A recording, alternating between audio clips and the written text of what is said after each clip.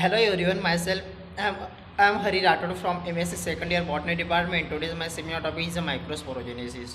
We know already that what is a microsporogenesis, what are a microspore, what are the stamens, what are the pollen grains, and those pollen grains are present inside a pollen sac. They are having in a large number, large amount of number. They are present inside here a microsporangia or pollen sac. But overall, overall we are a total things, they are a total things, sorry, they are a total things we will discuss in this particular session. Let's start it. तो दोस्तों मेरे बारे में तो आपको पता है, myself Hari Rathod from MSc second year botany department, Devgiri college से मैं पढ़ रहा हूँ. तो एक्चुअली लास्ट टाइम हमारे सेमिनार चल रहे थे, तो 2 महीने कॉलेज चले हमारे. देन उसके बाद ये ओमिक्रॉन का जो इफेक्ट इतना तेज़ी से बढ़ रहा था, देन उसके बाद हमारे कॉलेज बंद किए गए, सभी के कॉलेज बंद किए गए, है कि नहीं.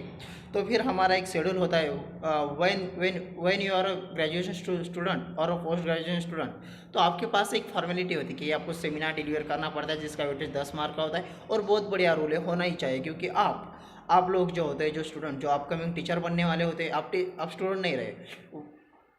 व्हेन जब आप लोगों की बीएससी कंप्लीट हो जाती है, तो आप आधे से ज़्यादा टीचर बन ही जाते हो. जब मास्टर कर लेते हो तो 75% से ज़्यादा आप टीचर बन जाते हो, ठीक है, क्योंकि आपके पास मास्टर ऑफ साइंस की डिग्री आ जाती है.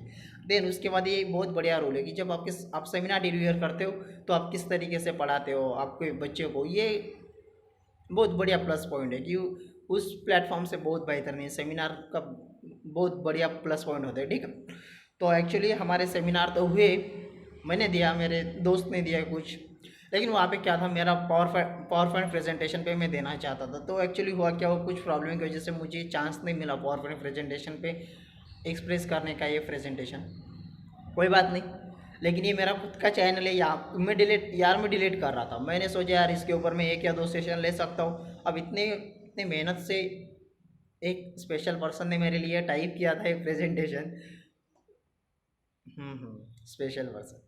तो ठीक है, इतनी मेहनत से उसने ये टाइप किया था मेरे लिए, तो यार मैंने सोचा ये डिलीट करना सही बात नहीं, क्योंकि इसके ऊपर मैं 1 या 2 सेशन ले सकता हूँ, है कि नहीं.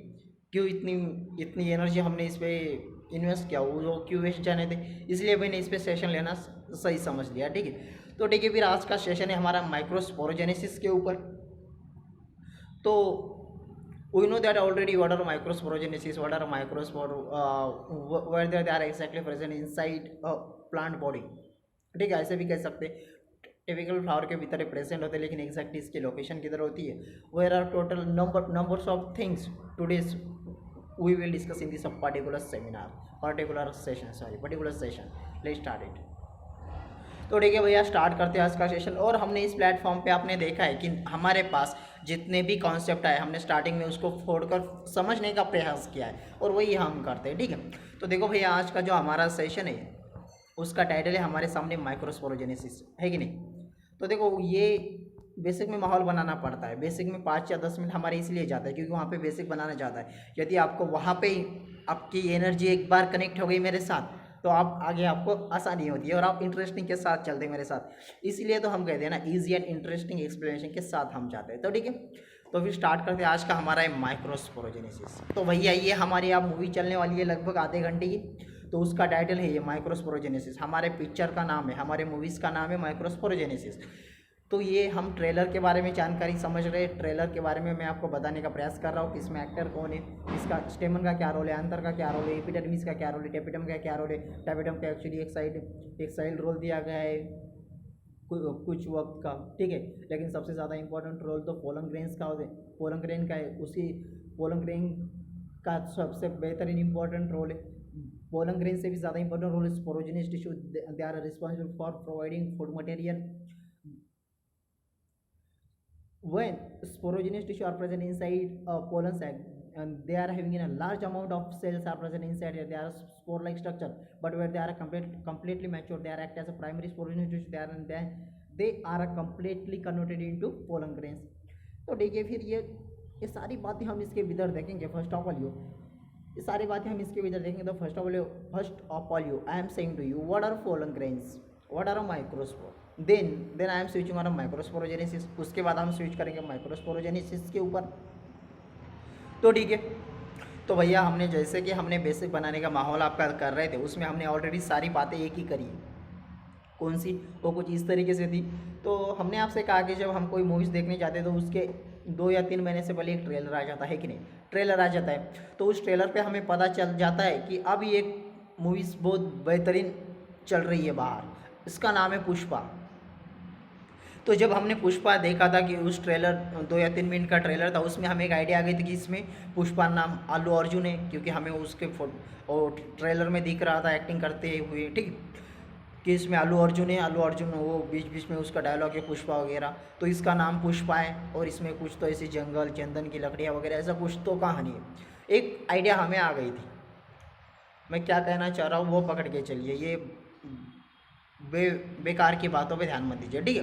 तो पुष्पा हमें उसमें एक आइडिया चल गई थी कि इसमें क्या होता है, पुष्पा एक्टर का नाम है जो जो इसमें एक्टर्स का रोल कर रहा है, ठीक है, जो हीरो का रोल कर रहा है। देन उसके बाद हमने देखा चंदन की लकड़ियाँ ऐसी कुछ तो कहानी वगैरह इसमें है कि नहीं। एक आइडिया आ गई थी। लाइक सेम है हमारा ट्रेलर है आज का माइक्रोस्पोरोजेनेसिस के, जिसके ऊपर हमने देखा तो देखो ये 2 डिफरेंट वर्ड से बना हुआ है कि नहीं, 2 डिफरेंट कंबाइन से बना है। एक है माइक्रोस्पोरो, इसको अलग कर दो, और उसके बाद है जेनेसिस को अलग कर दो। जेनेसिस का मतलब होता है फॉर्मेशंस, आपको पता है जेनेसिस का मतलब क्या होता है, फॉर्मेशंस होता है। और माइक्रोस्पोरो किसका फॉर्मेशन, तो भैया माइक्रोस्पोर का फॉर्मेशन इस कॉलेज माइक्रोस्पोरोजेनेसिस। आप आसान लैंग्वेज में कह सकते हैं माइक्रोस्पोरोजेनेसिस क्या है, तो भैया फॉर्मेशंस ऑफ माइक्रोस्पोर इस कॉलेज माइक्रोस्पोरोजेनेसिस। यह हमने बेसिक तौर पे एक डेफिनेशन कर दी, लेकिन जब हम माइक्रोस्पोरोजेनेसिस के ऊपर डीप एंड डिटेल बात करना स्टार्ट करेंगे, जब हम स्विच करेंगे माइक्रोस्पोरोजेनेसिस के ऊपर, वहाँ पर डीप एंड डिटेल बात करेंगे इसके ऊपर, इसके मैकेनिज्म के ऊपर भी बात करेंगे। और आपको तो पता है यार, इस प्लेटफॉर्म पर हम इजी और इंटरेस्टिंग एक्सप्लेनेशन के साथ जाते हैं। कई बार वीडियो बनाना होता है 5 या 10 मिनट का, बन जाता है 40-45 मिनट का, तो इसीलिए काफ़ी लंबा वीडियो बनता है। इसीलिए हमको फिर ये जो सेशन है ये हिस्सों में बांट कर लेने पड़ता है कि नहीं। तो ठीक है, फिर आज भी हम ऐसा ही करेंगे। स्टार्टिंग में तो आपको माइक्रोस्पोरोजेनेसिस समझने से पहले मैं ऐसे मान के चल जाता हूँ, आपका एंथर क्लियर होना चाहिए, आपका स्टेमन क्लियर होना चाहिए, आपका माइक्रोस्पोरेंजियम या फिर फोलन सैक के जो लेयर है ये क्लियर होनी चाहिए। देन उसके बाद आपको आसानी होती है माइक्रोस्पोरोजेनेसिस पढ़ने में। और microsporogenesis is a not a simple concept, ये अपने आप में सिंपल कंसेप्ट नहीं है। It is a very difficult concept, it is a very typical and difficult concept. Difficult भी है और ये बेहतरीन है, स्पेशल भी कंसेप्ट है। तो इसके बारे में भी हम स्विच करेंगे, ठीक है, इसके बारे में भी स्विच करेंगे।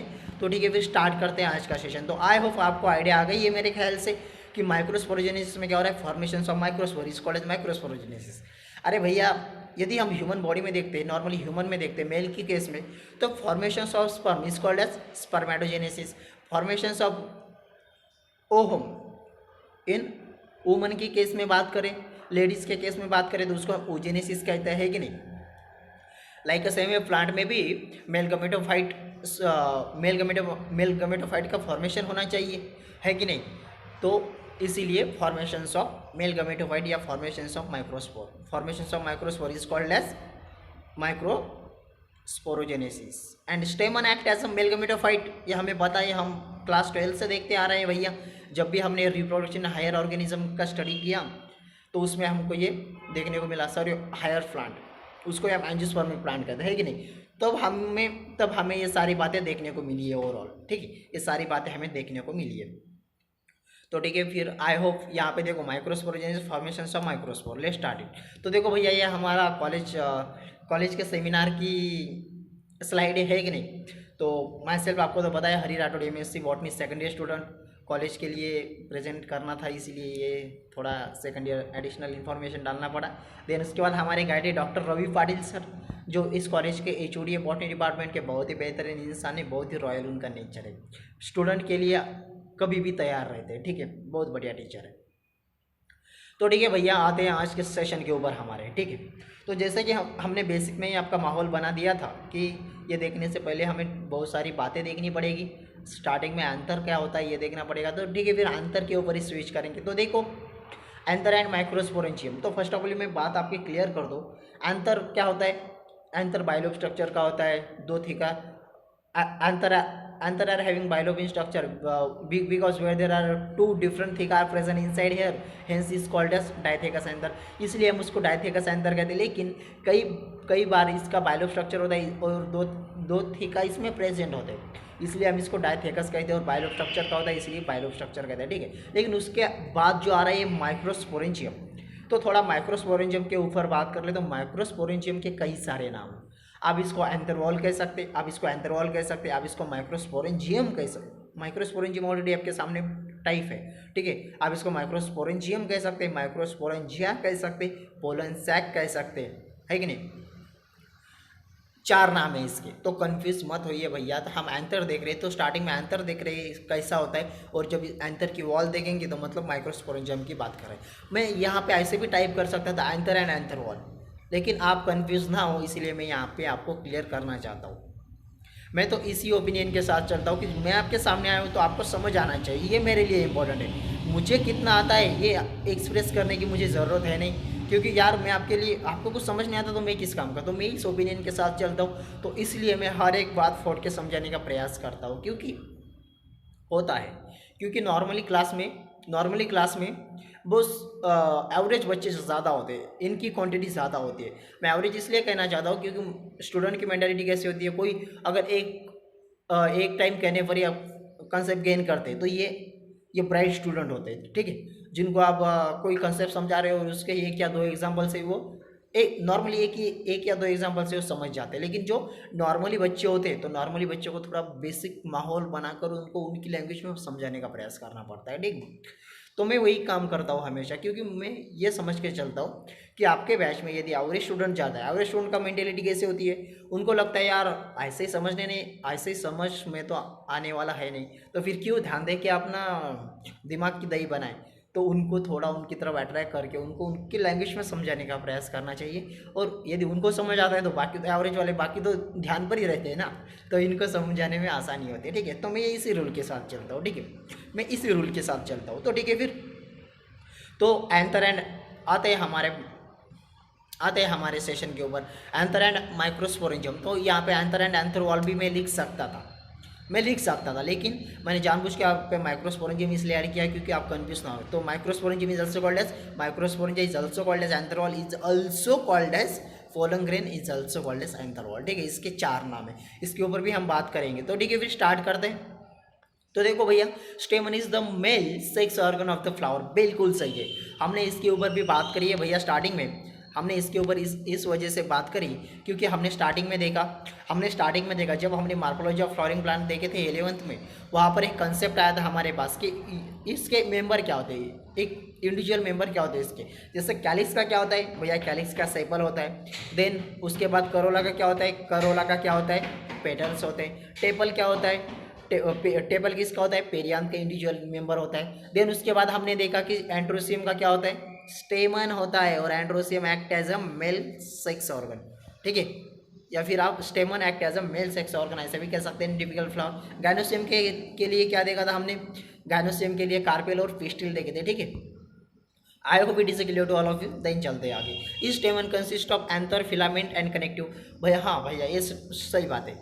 जब हम इक्वेशन करना चाहें तो हम इस तरीके से कर सकते हैं कि इस stamen consist of anther, filament and connective. तो देखो एक टिपिकल डायग्राम में निकाल के आपको बताऊंगा, इसके बारे में बहुत फोटोग्राफी है मेरे पास, लेकिन फिर भी जस्ट अ मिनट। तो देखो भैया, हमने स्टार्टिंग में कहा कि ऐसा बाइलोब स्ट्रक्चर का एंथर होता है नॉर्मली, है क्या। ये बाइलोब स्ट्रक्चर ये बन गया anther. This is a stalk like structure, they are a filament and this is a portion, those are present in between anther and filament, this is called as connective, ठीक है। और इसको हम कह सकते हैं फिगर ऑफ स्टेमन, ये स्टेमन की फिगर है, ये ओवरऑल क्या है, ये स्टेमन है, ठीक है, ये ओवरऑल क्या है, स्टेमन है। तो देखो यहाँ पे हमने एक सीधी सी बात, एक ठीक है, तो यहाँ पे हम बात करना चाहेंगे। तो देखो यहाँ पे एंथर कहाँ पे प्रेजेंट होता है, anther are present at a tip of filament. Anther कहाँ पे प्रेजेंट है, at the tip of filament, filament के ऊपर प्रेजेंट है कि नहीं। देन उसके बाद हमने फिलामेंट के ऊपर स्विच किया, तो filament they are stalk like structures are present of the stamen. एक स्टार्क लाइक स्ट्रक्चर है जो प्रेजेंट है स्टेमन के भीतर, ऑन स्टेमन कह सकते हैं, इन स्टेमन भी कह सकते हैं, ठीक है, स्टेमन के भीतर प्रेजेंट है, ठीक है। They are stalk like structure present in stamen are called as filament. Filament होता है, और एक भीतर वाला पार्ट होता है जो होता है sterile part of filament are called as connective. ऐसे भी कह सकते हैं, स्टराइल पार्ट ऑफ एंथर भी कह सकते हैं आप इसको, तो इसको हमने कनेक्टिव कह दिया था। तो टिपिकल स्ट्रक्चर एंथर ऐसा होता है। तो देखो फिर इनके तीनों का कॉम्बिनेशन हम इक्वेशन में ऐसा लिख सकते हैं, yes for stamen is equal to anther plus filament plus connective, ऐसा इक्वेशन लिख सकते हैं इसके लिए, बिल्कुल लिख सकते हैं। ठीक है, चलते हैं फिर आगे। तो यही यहाँ पे बताने का ट्राई किया इस सेकंड लाइन में। ठीक है, यही बताने का यहाँ पे प्रयास किया है सेकंड लाइन में। ठीक है, चलते हैं आगे।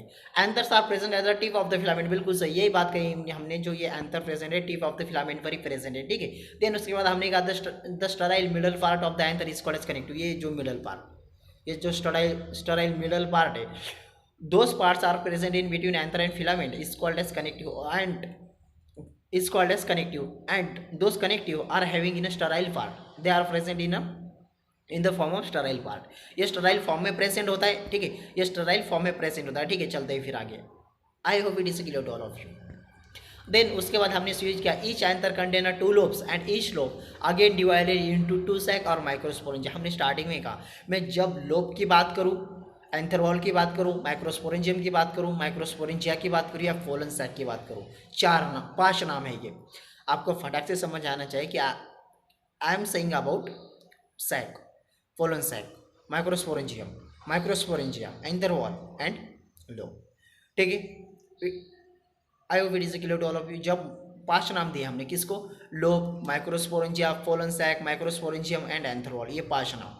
ठीक है, हमेशा याद रखना, दिमाग में फटाक से लाइट लगनी चाहिए। जब मैं बात करूँ लोब्स के बारे में, फिर भी आपको समझ में आना चाहिए कि लोब मतलब ये उन्हीं के बारे में बात कर रहा है बेसिक तौर पर। नॉर्मली लोब कोई यूज़ करते नहीं है, लेकिन आपको फटाक से एक माइक्रोस्पोरेंजिया, फोलन सैक, ये नॉर्मली ये 3 ही नाम मोस्ट ऑफ द केस में यूज़ होते हैं। एक तो एंथर वॉल भी जनरली के केस में यूज़ होता नहीं, लेकिन फिर भी आपके पास एक्स्ट्रा नॉलेज भी होना चाहिए, एक्स्ट्रा इन्फॉर्मेशन भी होनी चाहिए, इसलिए मैं आपके इन्फॉर्मेशन के लिए बता दे रहा हूँ। ठीक है, तो देखो ईच टेबल कंटेन 2 लोब्स, बिल्कुल सही है। हमने स्टार्टिंग में देखा कि हमने जो एक ऐसा निकाला था, दो लोब थी स्टार्टिंग में एंथर के पास, है कि नहीं, लेकिन यही 2 लोब आगे जाके डिवाइड करती है और बन जाती है 4 लोब में, है कि नहीं। तो देखो एक लोब के पास दो सैक होगी, तो अनदर लोब के पास 2 सैक, मतलब 2 और 2 कुल मिला के बन गई 4, ये 4 सैक होगी। कौन सी सैक, इसको आप माइक्रोस्पोरेंजिया कह सकते हैं, पोलन सैक कह सकते हैं, एंथर वॉल कह सकते हैं, माइक्रोस्पोरेंजियम कह सकते हैं, और ठीक है। तो देन चलते हैं फिर आगे, और ये 4 के फॉर्म में होती है, इसीलिए इसको टेट्रा मतलब 4 और आगे स्पोरेंजिया। ठीक है, टेट्रा मतलब 4 और स्पोरेंजियम मतलब sporangium. What is a sporangium? They are present in a sac-like structure where they are responsible for to the store for any spore-like cell। एक क्या होता है वहाँ पर, स्पोरेंजियम क्या होता है, एक सैक-लाइक स्ट्रक्चर प्रेजेंट होता है जहाँ पर हम किसी सेल को स्टोर कर सकते हैं, किसी सेल को पर्टिकुलर वहाँ पे स्टोर कर सकते हैं, पर्टिकुलर उसका क्या कह सकते हैं उसको प्रॉपर डेवलपमेंट के लिए वहाँ पे रख सकते हैं। अरे सीधी सी बात, ये घर है, अब ये रूम है मेरे सामने, ये रूम है, ये रूम का जो बाहर की लेयर है क्या है, पोलन, ये पोलन सैक है, माइक्रोस्पोरेंजियम है, एक लेयर है। ठीक है, एक सैक लाइक स्ट्रक्चर है, और इसके भीतर जो भी चीज़ें प्रेजेंट है वो सेफली प्रेजेंट है, तो हम उसको पोलन ग्रेन कह सकते हैं। लाइक सेम वे हम भैया जब हमारे कॉलेज में जाते हैं, तो कॉलेज में जाते समय हमारे कंधे पर एक बैग होती है, उस बैग को समझ लीजिए आप ये पोलन सैक है, और उसके भीतर जो numbers of books are present है उसको समझ लीजिए कि वो किताबें आपकी क्या है, पोलन ग्रेन है। मान लीजिए book bag are act as a pollen sac and those books they are act as pollen grains. सीधी सी बात है, समझ सिंपल कंसेप्ट है, सिंपल ही रहने दीजिए। ठीक है, चलते हैं आगे। आई होप आपको समझ आ रही है सारी बातें। देन चलते हैं आगे।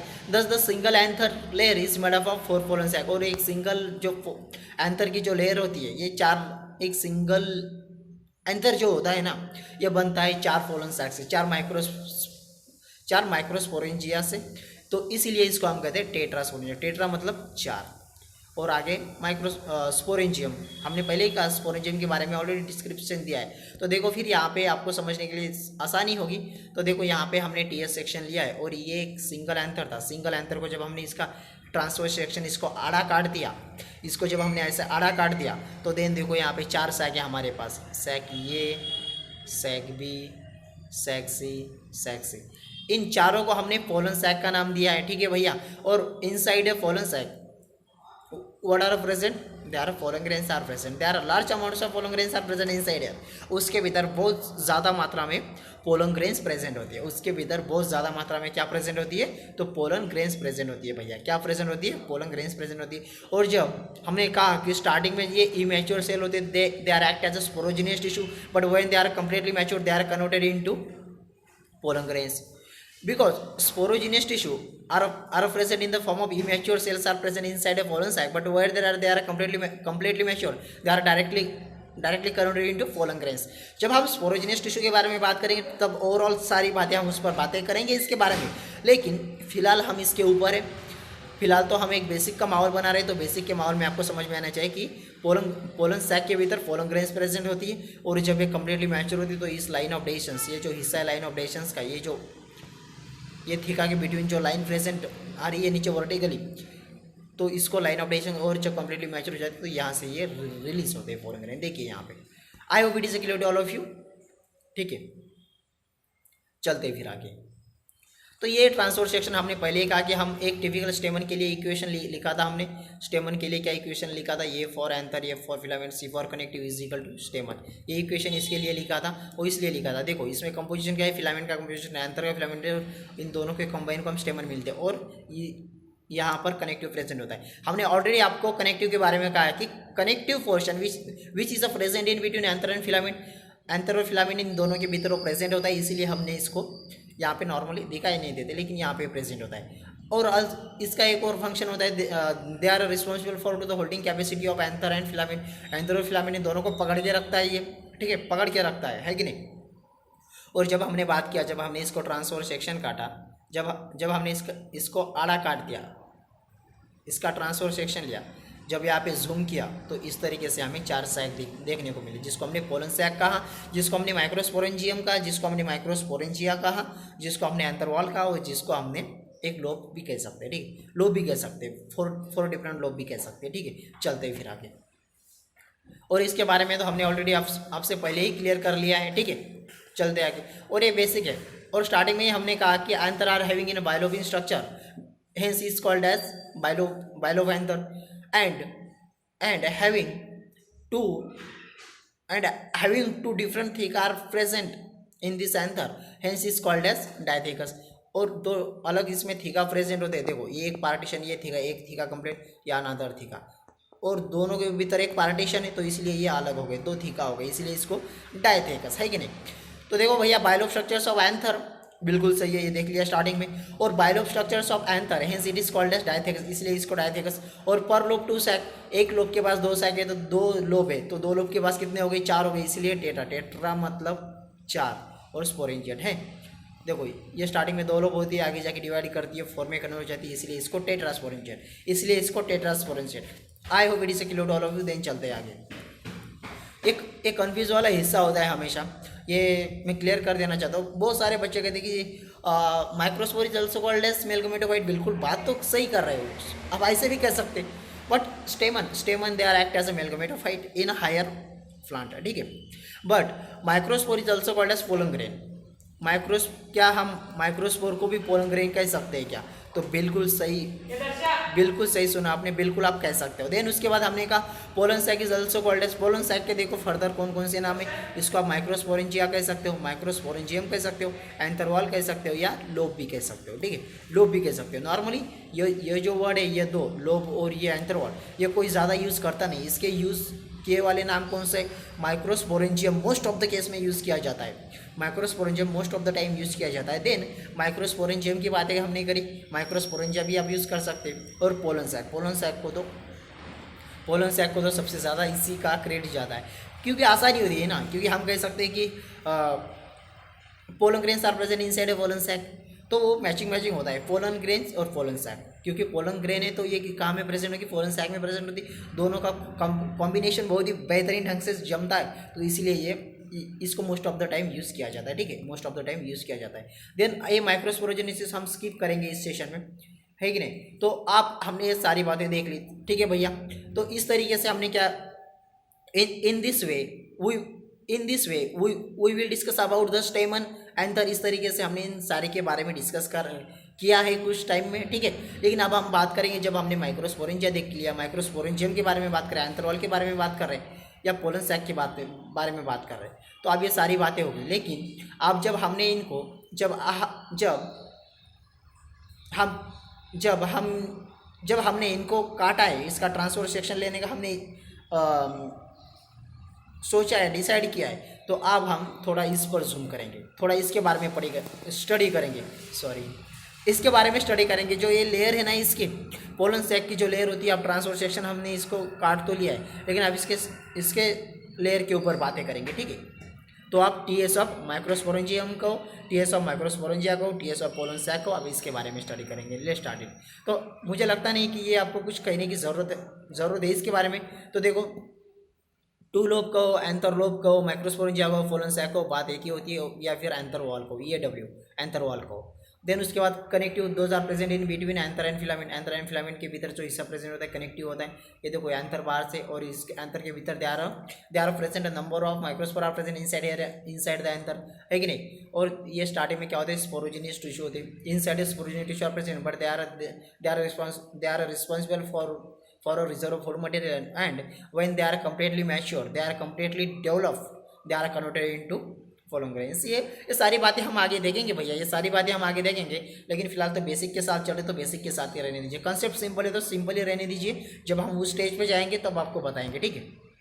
तो ये टिपिकल स्टेमन का फोटोग्राफ है, ठीक है, टिपिकल स्टेमन का डायग्रामेटिक रिप्रेजेंटेशन है, ठीक है। फिर चलते हैं आगे। तो देखो, फिर अब हम बात करेंगे टीएस ऑफ माइक्रोस्पोरेंजियम के ऊपर, टीएस ऑफ माइक्रोस्पोरेंजियम के ऊपर बातें करेंगे, है कि नहीं। तो टीएस ऑफ माइक्रोस्पोरेंजियम के फर्दर नेम हमने कौन कौन से देखे, माइक्रोस्पोरेंजिया देखा, माइक्रोस्पोरेंजियम देखा, एंथरवॉल देखा, और पोलन सैक देखा, ठीक है। तो आप इनके बारे में हम स्टडी करेंगे, ठीक है। तो देखो, in this mature anther, the anther wall is made of following 4 different layers, या फिर 4 ऐड करना था, सॉरी, 4 डिफरेंट लेयर्स। जब मैच्योर एंथर जो होता है, और मैच्योर एंथर की जो एंथरवॉल होती है, वो 4 अलग अलग तरह के लेयर से बनती है। तो उनमें से पहला नेम है epidermis, first one is epidermis, another one is endothecium, and another one is middle layer, and another one is tapetum. ये 4 तरह की लेयर वहाँ पे प्रेजेंट होती है, जिससे एक मैच्योर एंथरवॉल बनता है, एक मैच्योर माइक्रोस्पोरेंजियम की लेयर बनती है, मैच्योर पोलन सैक की लेयर बनती है, ठीक है। How we will discuss TS of microsporangium. तो हम किस तरीके से माइक्रोस्पोरेंजियम की स्टडी करेंगे, इसके ट्रांसफर सेक्शन की स्टडी करेंगे। तो लेट्स स्टार्ट इट, करेंगे इसके बारे में स्टडी। तो अब हम हर एक लेयर को फोड़ के देखेंगे, इसका फंक्शन क्या होता है, इसका फंक्शन क्या होता है, इसका फंक्शन क्या होता है, इसका फंक्शन होता है क्या होता है। ओवरऑल सारी बातें हम इनके ऊपर बातें करेंगे। एपिडर्मिस है, तो एपिडर्मिस की लोकेशन कहाँ होती है, where there are present inside a pollen sac के भीतर कहाँ पे प्रेजेंट होती है, किस जगह पे प्रेजेंट होती है। इंडोथेसियम कहाँ पे प्रेजेंट होती है, इसकी लोकेशन कहाँ पर होती है। मिडल लेयर की कहाँ पर होती है, जिनके फंक्शंस क्या है, एक्चुअली इनके लेयर 1 लेयर की या 3 लेयर की है। ये ओवरऑल सारी बातें हम इसके ऊपर देखेंगे, ठीक है, ओवरऑल सारी बातें हम इसके ऊपर देखेंगे। फिर टैपेटम है, तो टैपेटम का क्या रोल प्ले होता है। टैपेटम बहुत ज़्यादा रोल प्ले करती है, लेकिन बहुत ज़्यादा रोल तो टैपेटम रोल प्ले करते हैं, because they are just below to the sporogenous tissue. Sporogenous tissue के जस्ट बिलो ही प्रेजेंट होती है, उसके नियर ही प्रेजेंट होती है, और they are responsible for the providing food material to sporogenous tissue. और स्पोरोजिनियस टिश्यू को क्या करती है, फूड मटेरियल प्रोवाइड करती है, ठीक है। तो देखेंगे आप स्टेप बाय स्टेप। और ये फोटोग्राफ एक टिपिकल फोटोग्राफ है, 12th NCERT का है हमारा, 12th NCERT का है, जहाँ पर हमने बात करी थी ना, epidermis, endothecium, middle layer, tapetum, ये वो लेयर है कि नहीं। Just epidermis, endothecium, middle layer, tapetum. तो अब हर एक फंक्शन देखेंगे। देखो इस तरीके से ओवरलैप है, और इसके भीतर ये मैच्योर माइक्रोस्पोर है कि नहीं। Inside air mature microscope are present inside a pollen sac, ठीक है। तो ये सारी बातें इनके ऊपर करेंगे। और जब ये कम्प्लीटली मैच्योर हो जाएंगे, तो देखो ये यहाँ से रिलीज आ जाएंगे। जब कम्प्लीटली मैच्योर हो जाएंगे, पोलन ग्रेन यहाँ से रिलीज होंगे, लाइन ऑफ डिस्टेंस से थ्रू रिलीज हो जाएंगे। तो फिर इसको रिलीज होने में कौन हेल्प करता है, तो मिडल लेयर इसको हेल्प करती है। ओवरऑल सारी बातें हम देखेंगे, ठीक है। तो ये बेसिक फ्लो चार्ट है आपके सामने, बेसिक डायग्राम के एक स्लाइड है, तो आप याद रखिएगा इसको, ये बहुत ही इंपॉर्टेंट है आपके लिए, ठीक है। तो देखो आप फंक्शंस ऑफ लेयर के ऊपर बात करें, तो स्टार्टिंग में हम बात करेंगे एपिडर्मिस के ऊपर, because they are present outer most layer of anther wall, ऐसे भी कह सकते हैं, because they are present of outer most layer of anther wall कह सकते हैं या पोलन सैक कह सकते हैं। The outer most layer of anther wall is called as epidermis, सबसे बाहर वाली जो लेयर होती है जिसको हमने नाम दिया एपिडर्मिस, है कि नहीं। And it is a single area, single layer structure की प्रेजेंट होती है जिसका फंक्शन है प्रोटेक्शन, बाहर से कोई आने वाली चीज़ को ये क्या करती है, प्रोटेक्ट करती है। I hope it is clear to all of you. तो देखो भैया हमने इस स्लाइड में एपिडर्मिस के बारे में देखा, एपिडर्मिस के बारे में कहा कि those layer are present outer most of anther wall, ऐसी लेयर जो आउटर मोस्ट लेयर पे प्रेजेंट है एंथर वॉल की, जिसको हमने क्या नाम दिया था, जिसको हमने एपिडर्मिस का नाम दिया। देन उसके बाद हमने स्विच किया कि it is a single layer और इसका फंक्शन क्या किया हमने, प्रोटेक्शन का। ठीक है, चलते आगे। देन उसके बाद इंडोथेसियम, देन उसके बाद देखा हमने endothecium layer, those are layers are present in between just below to epidermis, ये जस्ट बिलो प्रेजेंट होती है एपिडर्मिस की। ठीक है, एपिडर्मिस प्रेजेंट की होती है। It is a single layer, it is also single layer, ये भी सिंगल लेयर की होती है भैया। फिर फंक्शन की बात करें तो इसका फंक्शन क्या होता है, डाइजेशन ऑफ एंथर को रिलीज होने में हेल्प करती है और डिस्चार्ज ऑफ पोलन ग्रेन, जब एंथर है आपका बाइलोब स्ट्रक्चर का, इसको रिलीज होने में जब ये मदद करती है, हेल्प करती है, जब इसके भीतर जो प्रेजेंट है माइक्रोस्पोर जिसको हम पोलन ग्रेन्स कहते हैं, तो जब इसको रिलीज करने में हेल्प करेगी तो ये इसके भीतर के जो पोलन ग्रेन्स ये भी रिलीज हो जाएंगे। ठीक है, तो इंडोथेसियम का काम हमने देखा। इंडोथेसियम दो रोल प्ले करती है यहाँ पे, दो इंपॉर्टेंट रोल प्ले करती है। कौन कौन से, digestion of anther wall, digestion of anther and discharge of pollen grain. ठीक है, I hope it is clear to all of you. तो नॉर्मली जो हमने दो लेयर देखी यहाँ पे, दो लेयर देखी एपिडर्मिस एंड इंडोथेसियम, दोनों में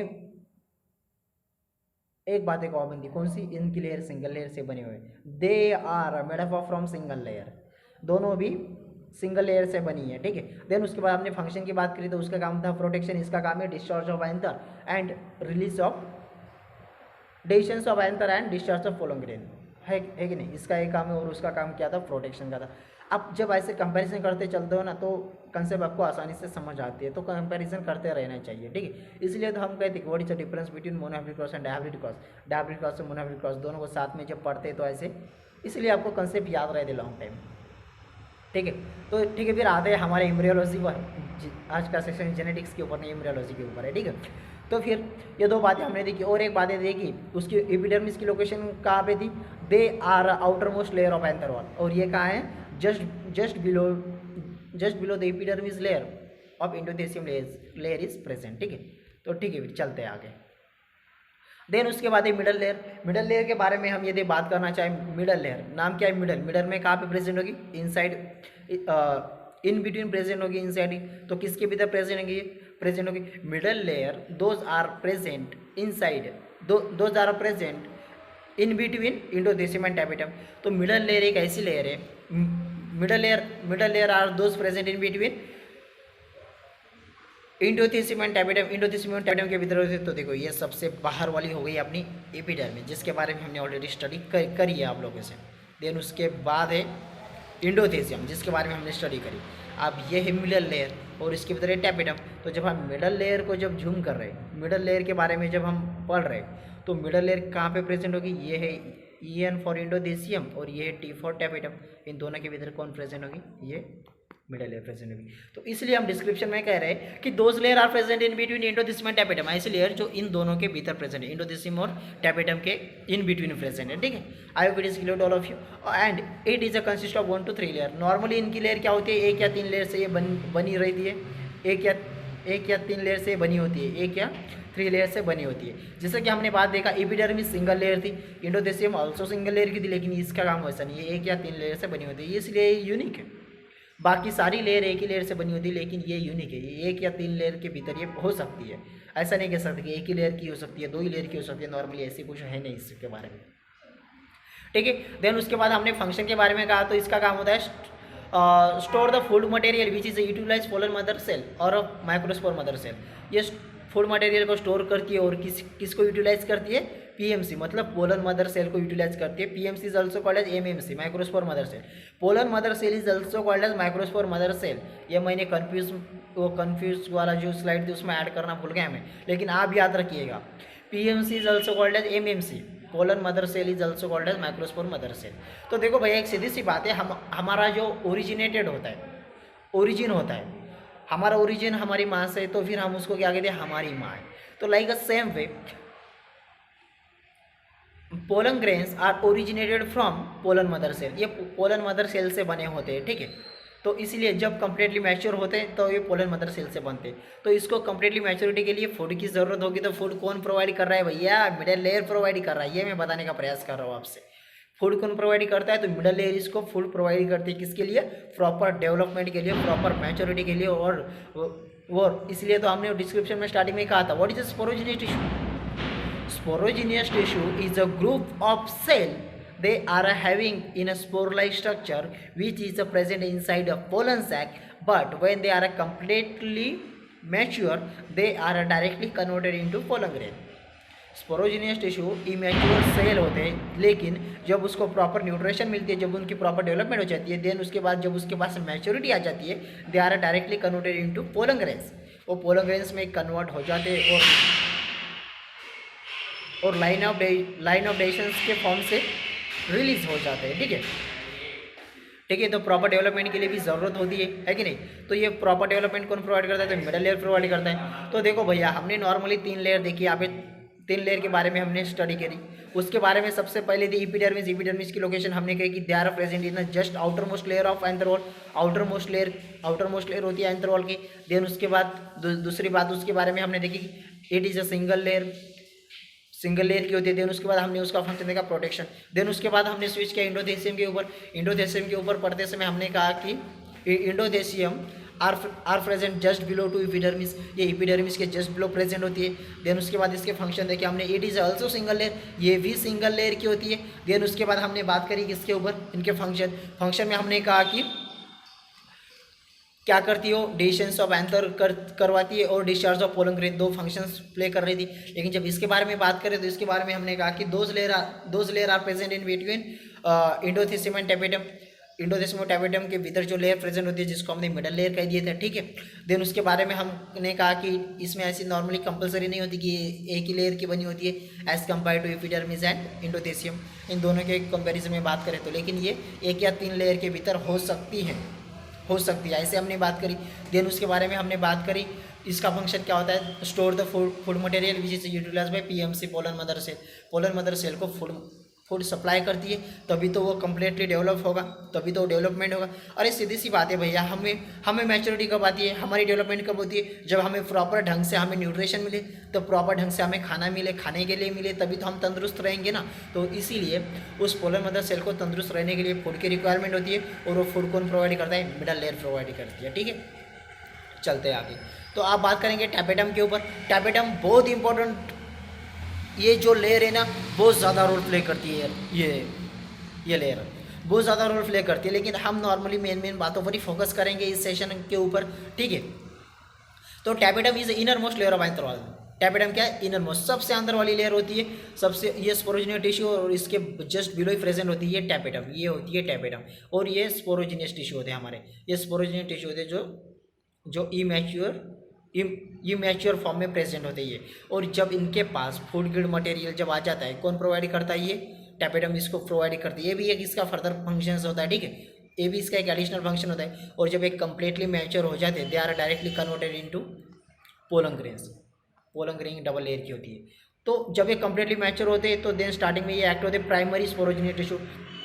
वह sporogenous tissue they are completely mature, they are act as a primary sporogenous tissue and they are directly converted into pollen grains। ये स्टार्टिंग में जब मैच्योर होते हैं तो ये एक्ट होते हैं PSC, primary sporogenous tissue, PST, primary sporogenous tissue, और उसके बाद डायरेक्टली कन्वर्ट होते हैं पोलन ग्रेन्स में, ठीक है। तो देखो फिर tapetum is the inner most layer of anther wall. बिल्कुल, it is a single layer around the sporogenous tissue. बिल्कुल, हमने यही कहा कि यह स्पोरोजिनियस टिश्यू प्रेजेंट है, और इसके जस्ट ये है टैपेटम की लेयर।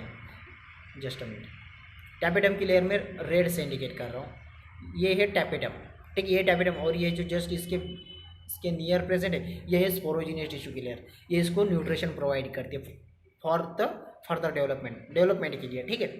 तो इसके फंक्शन क्या होता है? Pass the food material to sporogenous tissue. यही हमने कहा, इसकी लोकेशन एग्जैक्टली नियर होती है किसकी? स्पोरोजिनियस टिश्यू। और ये क्या करती है? फूड मटेरियल प्रोवाइड करती है। किसको फूड मटेरियल प्रोवाइड करती है? तो स्पोरोजिनियस टिश्यू को प्रोवाइड करते हैं। किसके लिए? तो फॉर फर्दर डेवलपमेंट के लिए प्रोवाइड करती है। और उसके बाद इसकी डेवलपमेंट हो जाने के बाद ये एक्ट होती है primary sporogenous tissue and they are directly converted into pollen grains. ठीक है, they are directly converted into pollen grains. ठीक है, तो अब है what is a sporogenous tissue. हम कोई बातें स्किप नहीं करना चाहते। ठीक है, मैं किसी तरह का कॉम्प्रोमाइज़ नहीं करना चाहता। आई वांट कॉम्प्रोमाइज़, मैं कॉम्प्रोमाइज़ नहीं करना चाहता। ठीक है, स्पोरोजेनिक टिश्यू क्या होता है, इसकी बेसिक टर्म हमने देखी। टिश्यू के बारे में हम नॉर्मली पढ़ते हैं ना, एनाटॉमी ऑफ फ्लोरिंग प्लांट देखा, वहाँ पे टिश्यू है, परमानेंट टिश्यू है, सिंपल टिश्यू है, कॉम्प्लेक्स टिश्यू है। तो नॉर्मली एक टिश्यू के बारे में हम कहते हैं कि tissue is a group of cell. ये क्या है, ग्रुप ऑफ सेल है, तो हो गया टिश्यू। आप टिश्यू को रिमूव कर दो, यहाँ पे आप स्पोरोजीनियस को पकड़ के चलते। अब व्हाट इज अ स्पोरोजीनियस, तो स्पोर मतलब क्या, स्पोरो को फोड़ो, स्पोरो मतलब क्या है, ये स्पोर है, और जीनियस है मतलब फॉर्मेशन। यहाँ पे क्या हो रहा है, जीनियस हो या जेनेसिस हो, जिसका मतलब क्या होता है, फॉर्मेशन हो रहा है। किसका, स्पोरो का फॉर्मेशन हो रहा है। किसके इस्तेमाल से हो रहा है, स्टार्टिंग में ग्रुप ऑफ सेल होती है इसीलिए टिश्यू। तो देखो फिर इसको किस तरीके से फोड़ते हैं हम। Tissue is a group of cell and those are present in a large amount. Start देखिए, सिंपल कंसेप्ट है। देखिए मैं क्या क्या कहना चाह रहा हूँ आपसे। तो देखो टिश्यू के बारे में हमने कहा कि tissue is a group of cell, हो गया। देन उसके बाद स्पोरो है हमारे पास, स्पोरोजीनियस है। स्पोरोजीनियस टिश्यू के बारे में हमने ये कहा आपसे कि they are a group of cell are having in a spore like structure which is a present inside a pollen sac, but where they are completely mature, they are directly act as a primary sporogenous tissue and they are converted into mature pollen grains। देखो हमने यही कहा कि स्पोरोजेनियस tissue जो होते हैं large amount में एक सेल प्रेजेंट होती है, इमेच्योर सेल में प्रेजेंट होती है। स्पोर लाइक मतलब छोटे ऐसे स्पोर होते हैं, बट जब उनके पास प्रॉपर डेवलपमेंट न्यूट्रिशन उनको मिल जाता है तो एक्ट होती है प्राइमरी स्पोरोजेनियस टिश्यू करके। और primary sporogenous tissue directly convert होती है किसमें, पोलन ग्रेन्स में कन्वर्ट होती है। तो इसीलिए हम सीधी सी बात करते हैं कि pollen grains are develop from sporogenous tissue. Pollen grain कहाँ से बनती है, स्पोरोजेनियस टिश्यू से बनती होती है। तो उसके पीछे की मैकेनिज्म, उसके भीतर की कहानी ये है कि वो स्टार्टिंग में इमेच्योर सेल होती है, उनको फूड की रिक्वायरमेंट होती है, तो लेयर का भी बहुत इंपॉर्टेंट रोल प्ले होता है। तो ठीक है, तो आज का सेशन हमारा ये था। उसके बारे में हमने बात करा ना, टिश्यू क्या ग्रुप ऑफ सेल है और ये large amount of spore like cell present होती है इनसाइड ए पोलन सैक, ये भी हमने बात करी। Then they are act as a primary sporogenous tissue and then they are completely mature but they are converted into pollen grains. उसके बाद completely maturity आने के बाद किस में कन्वर्ट होती है, पोलन ग्रेन्स में कन्वर्ट होती है। तो इस तरीके से आज का हमारा सेशन था। आगे का सेशन काफ़ी लंबा बनेगा, देखो 42 मिनट का बन गया और काफ़ी लंबा बनेगा, तो इसलिए आज का सेशन हम यहाँ से स्किप करते। तो हमारा टाइटल था, जी बिल्कुल हमारा टाइटल था माइक्रोस्पोरोजेनेसिस। तो स्टार्टिंग में मैं यदि आपको माइक्रोस्पोरोजेनेसिस पढ़ा था, process of formation microspore mother cell, तो आपको समझ नहीं आता कि माइक्रोस्पोर मदर सेल क्या होता है भैया, पोलन ग्रेन्स क्या होती है, माइक्रोस्पोर क्या होता है, तो मेल गमेटोफाइट क्या होता है। इसलिए मैं हमेशा बेसिक से स्टार्ट करता हूँ। मेरा पॉइंट ऑफ व्यू यही होता है कि मैं आप लोगों के सामने आ रहा हूँ तो ये डिजर्व नहीं करता कि मुझे कितना आता है, ये मैटर नहीं करता मुझे कितना आता है। अरे मैं आपको कितना समझाने का प्रयास करता हूँ, मुझे कितना आता है ये इंपॉर्टेंट नहीं है। मुझसे आप कितना ले सकते हो, कितना कंसेप्ट गेन कर सकते हो, मैं आपके लिए क्या कर सकता हूँ, तो इसको मैं मेरा सौभाग्य समझता हूँ। यदि आपको मेरे सेशन पसंद आते तो मैं इसको मेरा सौभाग्य समझता हूँ। और मैं यही मोटिव हमेशा मेरे दिमाग में रखकर कहीं भी पढ़ाने जाता हूँ और कहीं भी कुछ भी डिलीवर करने जाता हूँ। मैं हमेशा ये समझ कर रखता हूँ कि मुझसे आपको कितना मिलने वाला है। ठीक है, तो अगले सेशन में फ्रेशली बात करेंगे हम माइक्रोस्पोरोजेनेसिस के लेकर ओवरऑल सारा मैकेनिज्म देखेंगे। ठीक है, ओवरऑल सारा मैकेनिज्म देखेंगे किस तरीके से माइक्रोस्पोर मदर सेल से हैप्लॉइड माइक्रोस्पोर मदर सेल जो डिप्लॉइड इन नंबर के होते हैं। तो एक सीधी सी बात करते हैं माइक्रोस्पोरोजेनेसिस के बारे में।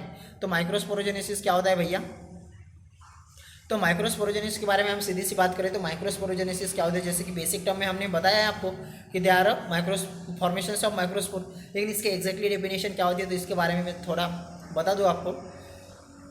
Microsporogenesis is a process in which formations of microspore from microspore mother cell by meiosis is called as microsporogenesis. तो माइक्रोस्पोरोजेनेसिस एक प्रोसेस है जिसमें क्या हो रहा है, माइक्रोस्पोर का फॉर्मेशन हो रहा है। किससे हो रहा है, तो माइक्रोस्पोर मदर सेल से हो रहा है। और मियोसिस डिवीजन होती है उसके वजह से होता है, तो इसको माइक्रोस्पोरोजेनिस कहते हैं। इसके ऊपर डीप एंड डिटेल बात करेंगे हम। And microspore mother cell are having in a diploid in nature, but where there they are undergoing meiosis and they will be form half-life number of microspore, और half-life number के microspore form कर दिए। तो फिर take ठीक है, अगले session में फ्रेशली हम बात करेंगे माइक्रोस्पोरोजेनेसिस क्या है। ठीक है फिर क्या क्या कह सकते हैं जाते जाते। आई होप आप सब बेहतरीन होंगे, अपना ध्यान रख रहे होंगे, कोविड या ओमाइक्रॉन से बच रहे होंगे। तो हमेशा अपने आप को बेहतरीन बनाते रहिए, कोविड से बचते रहिए, क्योंकि इस देश को बहुत ज़रूरत है आपकी। ठीक है, और क्या कह सकते हैं, मुलाकात होगी अगले सेशन में बहुत ही जल्द माइक्रोस्पोरोजेनेसिस के साथ। Take care, bye bye, good morning, have a great day to.